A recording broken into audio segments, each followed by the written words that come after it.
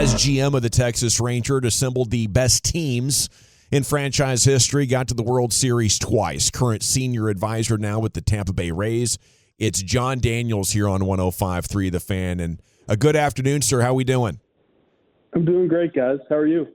We're doing great. Thank you. It is a great time to be a sports fan here with so much going on, and we want to get your thoughts on these Rangers and baseball and what you have going on. We'd love to just start with, acknowledging the great run that you were on. Haven't chatted with you since, and just, we'd like to know, how do you look at what happened last year? Are there any hard feelings? First off, thanks for having me on. No, I'm really not bitter in the least. Obviously I'd never been fired before, and so that was a unique experience, and it was emotional at the time, and all the things that you'd expect. But I think the reason I'm not bitter is, like, my head was kind of there already. I can acknowledge I had some burnout going on, and I think at the end of the season, in my own mind, it was going to be the right time. Obviously Ray's the owner and has prerogative to make the decisions that he wants when he wants, and that was his call. And so what I've chosen, maybe a little different timing, a little different messaging, sure, but the outcome is the same, and overall extremely grateful, ton of gratitude for my time there with the Rangers, and it's afforded me a opportunity to live here with my family and really enjoy it. And so a lot of great friends, a lot of great memories, and now we move on. Well, JD, we certainly appreciate you jumping on, and congratulations on the success that you're having as an advisor with the Rays. I mean, they've had an outstanding start to the season, but I'm wondering, how closely are you still following what's happening with our Rangers? Yeah, pretty closely, man. I wasn't sure how much baseball I would watch or how locked in I'd be, but spring training rolled around, season started, and I definitely got the itch again. And so I've been watching a lot. I mean, I watch every pitch of the Rays, and I watch probably most games of the Rangers, kind of flip around as I'm watching different games. And I still talk to a lot of folks there. I just recently had lunch with CY, and we're still friends and friends with a lot of people there. So I root for people I know and people I care about, and but I'm following fairly closely. So when you look at guys like Jonah Heim that you had a hand in trading for, how much of the current success on the roster do you think you had a hand in along with CY? I mean, pretty much all the good things I'll take credit for. Any play. I mean, anything good is me and bad is somebody else. No, I listen, man, I'm glad to see these guys getting opportunities. I mean, Jonah, Josh Young, and a lot of the other young players. I was actually just talking to one of the Rangers guys today, or texting with him today, about Zeke Duran and how happy I am for him that he's got this little opportunity. Not a great thing with Seager out, but Duran's made the most of it, and he's excelling in that spot. So, yeah, I'm pulling for all, and I'm the same. I had nothing to do with Nate Eovaldi, and I'm thrilled to see him do well for them too. It's really a situation where I genuinely am pulling for the people there, and whether I had a hand in them coming over or not. JD, I didn't really want to say this, but your New York Giants had a really good draft, so I'm kind of hating you right now, and the Giants doing a better job there. But quarterback away, yeah, man. They locked up Dexter Lawrence. I tell you what, JD will talk some draft with you now. He's talked some draft. The scout's going to scout. A scout will scout. That's exactly right there. But I wanted to ask you, JD, about where it was maybe the next step of all the things that you had kind of gone through with the Rangers. I mean, we saw the pocketbooks get open. We saw some changes. We saw were you trying to convince them that this is the direction we needed to go, or was this something that just kind of it caught up with you? As far as kind of you're saying that spending the more money, like opening up opening up and like, oh, we need to do this, and you tried to do it the best you could for what you were working with or what your restraints were. Was the next step to like, hey, we gotta do something different here? I mean, listen. So we had kind of planned the whole front office, including CY, including others there, and including ownership, Ray Davis and Bob and everybody. we had been thinking about, this, 2-3 year window to start, really kind of ramping payroll back up. The specifics of which, the players of which, obviously you could go different ways with, but there was the feeling that we would go this direction. Now, ultimately, I think that the payroll is even a little bit higher than maybe we'd anticipated a couple of years ago when we started that. But it was, very clearly discussed and very clearly laid out that was going to be the next step, that we were going to try to really accelerate the rebuild by, a year or two by putting some of these anchors around, some good young players that are coming through the system. Whereas you see some clubs will get that young nucleus up to the big leagues, give them a year or two to get their feet under them, then spend, we felt, and ultimately, Ray allowed the organization to go a year or two before that and give a foundation. So now you can bring these young players up into a little more stable foundation. So, I think they're executing well, and obviously they're going to adjust and they're going to do different things that we hadn't thought about. But, generally speaking, that was the idea. It's Jon Daniels with us now. Would you have wanted to take a big injury risk on a pitcher like DeGrom? I don't want to get into specific players, whether I would or wouldn't, but every great player is going to come with a high acquisition cost or some level of risk. And, DeGrom, when he's out there, he's the best pitcher on the planet. He's, people use that phrase, but it's true. He's absolutely dominant. And, if it requires a little bit extra kind of maintenance as far as, ensuring, especially early in the season, ensuring that he's healthy, I think it's worth it, I don't know. There aren't too many great pitchers that are just, plug and play. You never have to think about them. And it's throwing 100 miles an hour and punching everybody out. That's taxing on the body. So hopefully he gets through this little hiccup here. It sounds, I don't have privy to any information. That sounds like it's not, that scary of a deal. And, but he's a lot of fun to watch when he's out there. During your time with the Rangers, now that you're no longer with the club, was there ever a trade that you were close to making that just, oh man, you wish you had that one, but it didn't end up working out?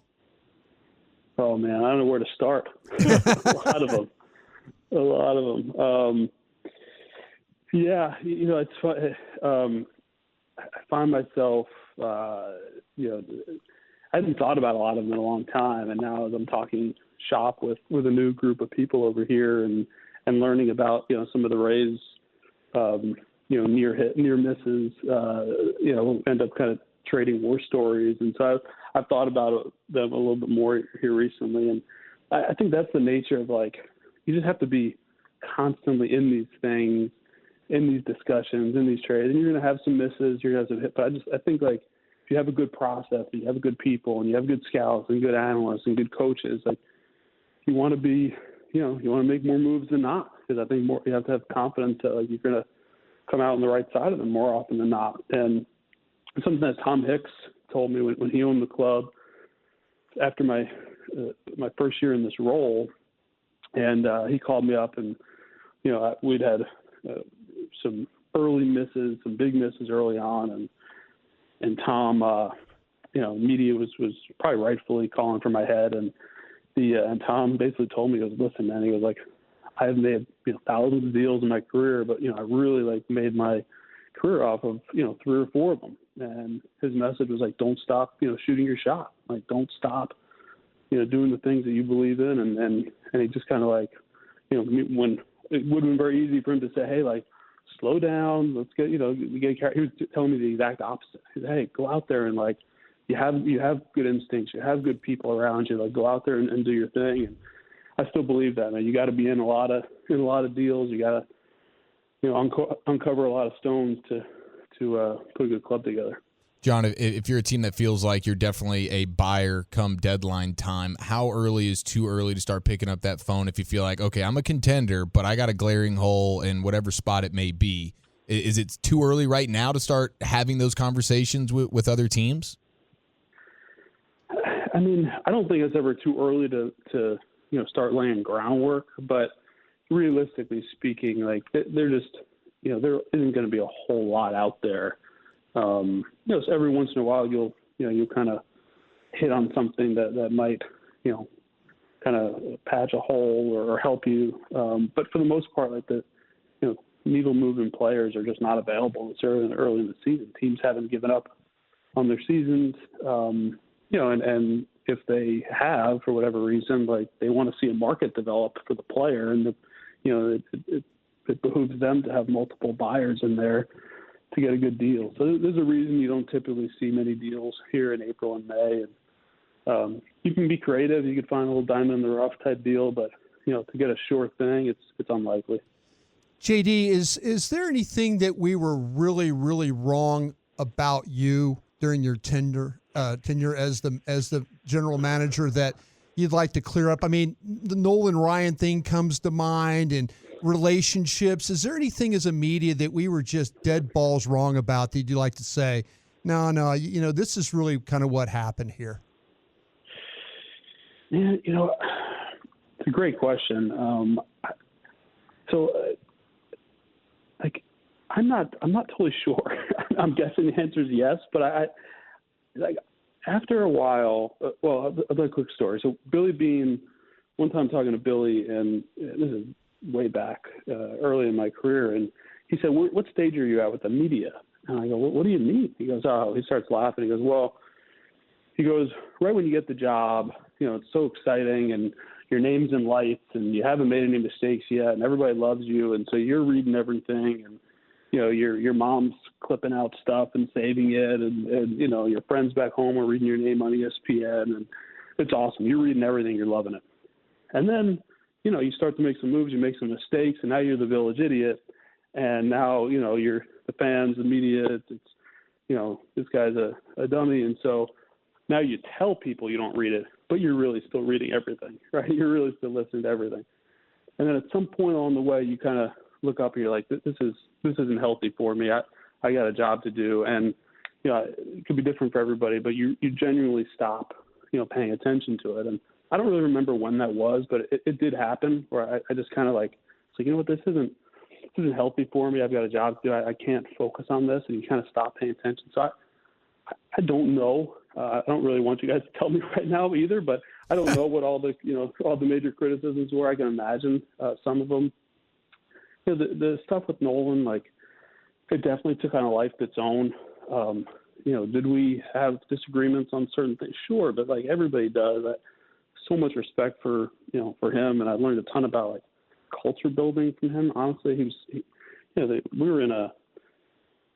went through bankruptcy. It was a really touchy time with the organization, and Nolan kept that place together. I mean, it was like it would have been easy to people to kind of bolt off and seek shelter in safer spots, and it was the company parties. There was this like true like kind of mom and pop feel to the place because of like his touch with people, and so did we disagree about certain things? Of course. Did the media make too much of it? I thought so. And I just chose never to address it because what good's going to come out of that? Yeah. But as far as like other specifics, I really don't know a lot of what I would address, and I just always chose to kind of keep my head down and stay out of it. In our business in sports radio, Jon, a lot of our jobs are to have strong opinions and be critical, and I always respected that. It seemed like you didn't take that personally if you did hear any of it, but also you had the right mindset to accept that it was part of the job, and I did always admire that. I wonder if looking back, do you feel like you overemphasize the analytical side at all? What about that narrative that it was baseball versus computers, and that JD was the guy that chose the computers over the baseball people? What's funny is that like it's actually the exact opposite. I think reality was the exact opposite of that perception, and that did I look at data and kind of the objective piece early on, and like maybe before it was totally mainstream. Yeah, I think we were looking at things like that. Very small example. We signed a minor league free agent my first winter, D'Angelo Jimenez, an infielder. He ended up not panning out for us, but that was an example of something where it was much more rudimentary analysis at that time. But and then I think it got kind of, because there was this idea when we were going really good, that I was kind of pushing one way. I just, some of the people I was closest with were our scouts and our coaches, and always was. And I think if anything, I think we fell behind on the R&D side. We did, and so I'm glad we always took a kind of people first approach, and regardless of whether you're an analyst or an old school scout or a grizzled veteran coach, like we tapped into our people. But if I think the perception that we were too analytical is couldn't be further off. I think the opposite is probably closer to the truth, that we got past. We the Astros, the Dodgers, the Guardians, the Yankees, the Rays. I mean, I'm exposed now to some things with the Rays that I'm like, you know what? Like, we weren't there. We just weren't there. And so that is something that I think the perception is incorrect on. Well, we really appreciate your time and your candid thoughts on some of these. I'd love to wrap up with getting your thoughts on, is this team a contender? One of the things you guys were best at was building a bullpen mid-season, and we'd really like your services to do that right about now, JD. But can that be replicated here? Get this team a bullpen, and can we get the World Series?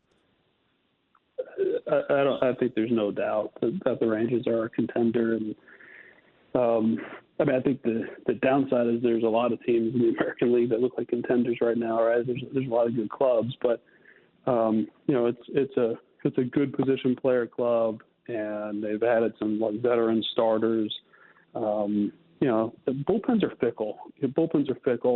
And my guess is that CY and the group will address it. And it might be internally with there's some big young arms coming, some guys that Yeri Rodriguez got called up, Josh Squires. I know the third inning yesterday didn't go great, but he's throwing really well, and there's some talent there. But I think they've got a guy in Bruce Bochy who's as good as anybody at sorting through bullpens and getting them in the right roles. I would. It's May 4th. I'd give it a little time before you panic.